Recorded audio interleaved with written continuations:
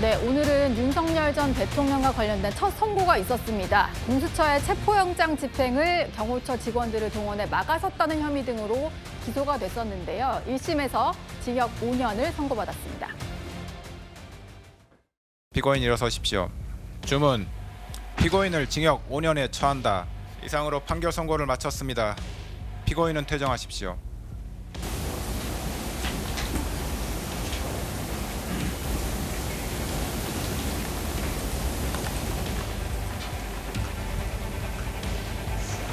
오늘 구체적으로 공소사실, 유무죄 판단, 법리 판단 이 부분 들어보셨을 텐데 좀 이 중에서도 어떻게 좀 평하시는지. 기존에 대법원 판결에도 다 어긋나는 것이고 판사님께서 자기 나름대로의 어떤 법리를 만드신 것 같습니다. 당연히 항소를 할 겁니다. 사실에 대해서 판단을 했다기보다는 특검의 일방적인 주장을 모두 받아들인 판결이라고 볼 수 있습니다. 기존에 나왔던 증거조사를 통해 나왔던 그런 부분들을 모두 무시한 판결이기 때문에 저희로서는 납득을 할 수가 없습니다. 예. 네, 윤석열 전 대통령이 받고 있는 혐의 가운데 가장 먼저 선고가 나왔는데요. 특검에서는 징역 10년을 구형했는데 5년이 선고가 됐습니다. 장현주 부대변인은 좀 어떻게 보셨나요? 일단 오늘 판결은 또 첫 번째 선고였다라는 점에서 나름의 큰 의미가 있었습니다. 물론 이제 특검은 10년을 구형을 했지만 그에 비해서 한 절반 정도인 5년이 선고됐다라는 부분에 대해서는 또 많은 분들이 또 갑론을박을 하시는 것 같습니다. 또 어느 편에서는 너무 좀 가벼운 형이 선고된 것 아니냐라고 이제 비판하시는 분들도 계시지만 일단 판결문 자체에는 굉장히 의미 있는 부분들이 많았는데요. 특히 대부분의 혐의에 대해서 유죄로 인정했다는 점을 또 눈여겨볼 수 있을 것 같고, 그리고 윤석열 전 대통령 측에서 계속해서 주장해 왔던 부분, 공수처가 뭐 내란과 그리고 직권 방해 그런 부분에 대해서 수사권이 없다 이런 주장을 계속했었는데 그런 수사권 자체를 인정했다라는 점에서는 큰 의미가 있다라고 봐야겠습니다. 이 부분은 2월에 있을 내란 우두머리 재판에서도 또 간접적으로 영향을 미칠 수밖에 없겠다라는 생각 당연히 들 수밖에 없고요. 또 국무위원들에 대해서 심의권을 침해했다라고 본 부분과 관련해서도 이게 직접적으로 내란 재판에 영향을 미친다고 볼 수는 없지만 그래도 일단 국무회의 자체가 제대로 이루어졌느냐 이 부분을 따져본다라고 한다면 당연히 2월에 있을 내란 재판에도 어느 정도 영향을 미치지 않을까라는 생각 듭니다.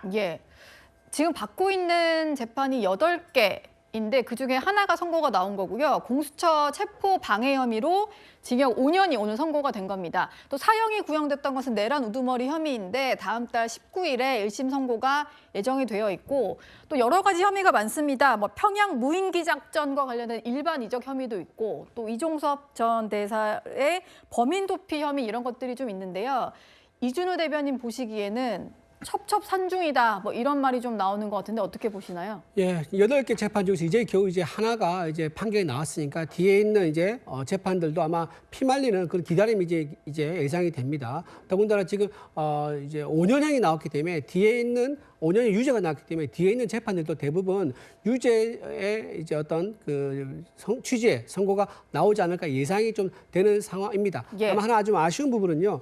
공수처에서 이제 내란 혐의에 대한 수사권이 없는 상황인데 직권 남용을 통해서 내란 혐의를 끌고 와가지고 굉장히 광범위하게 폭넓게 공수처의 수사 범위를 인정한 부분이 있거든요. 이렇게 돼버리면 공수처는 사실상 수사 범위가 무제한이 돼버리는 이런 선례가 또는 해석이 가능한 이런 상황이 된 건 좀 아쉬운 부분이고요. 또 하나 더 드리면 서부지법에서 구속영장 발부한 거에 대해서 지난번에 영장이 먼저 기각된 적이 있었는데 한 번 더 영장을 치게 되면 기각된 사유를 포함시켜서 영장을 쳐야 되는데 그때 그걸 숨기고 영장을 쳤었거든요. 근데 그것도 문제가 없다고 지금 판단하신 것 같아요, 보니까는. 그래서 이런 부분도 좀 아쉬운 부분이고 2심 가서 이것을 바로잡을 기회가 있을 수도 있겠다는 생각이 듭니다. 뭐 항소하겠다라고 하니까요. 이것도 좀 길게까지 갈 것 같습니다. 이번에는 여러분들이 보내주신 댓글을 좀 살펴볼까 하는데요. 네, 오늘도 좋은 댓글을 많이 보내주셨습니다. 다시 돌아올 거라면서 짐은 왜 뺐나? 아마 박나래 씨 전 매니저에 대한 얘기인 것 같고요. 네, 하다 명품 오픈런까지 중국 보따리상에게 뺏기냐? 중국 보따리상들이 아르바이트생 쓴다 얘기 전해드렸는데 아마 대책이 좀 필요할 것 같습니다. 다음 댓글은 신박한 방법으로 노벨 평화상을 받네. 트럼프 대통령 얘기였고요. 댓글 보좌관을 따로 뽑았어야 한다. 댓글 달지 않았다고 질타를 한 이혜훈 후보자 얘기였습니다. 마지막 댓글인데요. 조금만 기다리기에는 의혹 규모가 너무 크다. 김병기 전 민주당 원내대표에 대한 댓글이셨습니다. 2위까지 모두 확인해 봤고요.